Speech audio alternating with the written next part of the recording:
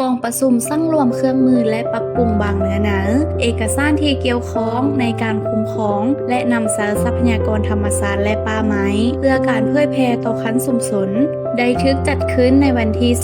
27-28มังกรปี2025ที่ผ่านมาที่โรงแรมนิวโรสนครหลวงเวียงจันทน์โดยการเป็นประธานของท่านนางคำบางทิพวงศ์กองเลขาองค์การจัดตั้งสังคมลาวในการจัดตั้งปฏิบัติกฎหมายป่าไม้การคุ้มครองและการค้าไม้หรือที่พวกเขารู้จักกันว่าลาว CSO FEC มีผู้เข้าร่วมจาก GIZ SECA 2องค์การบานจุดซุ่มสากลและสมาชิกลาว CSO FEC รวมเทิงทางออนไลน์ทั้งหมด23ท่านในนี้มีหญิง10ท่านในกองประชุมผู้เข้าร่วมได้ปรึกษาหารือสนทนาและแลกเปลี่ยนนำกันเกี่ยวกับการค้นคว้าและคัดเลือกเอาบรรดาเครื่องมือ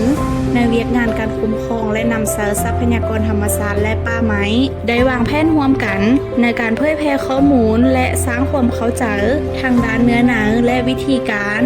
โดยได้ร่วมกันสนทนาแลกเปลี่ยนและตกลงเห็นดีเห็นพร้อมกันในหลายหัวข้อเป็นต้นแม่นการปฏิบัติการปกปักรักษาป่าไม้บ้านร่วมกันกำหนดหัวข้อจุดประสงค์เนื้อหนังและอื่นๆก่อนการนำใช้เครื่องมือเพื่อกะเกียมเผยแพร่ต่อชุมชนในครั้งต่อไป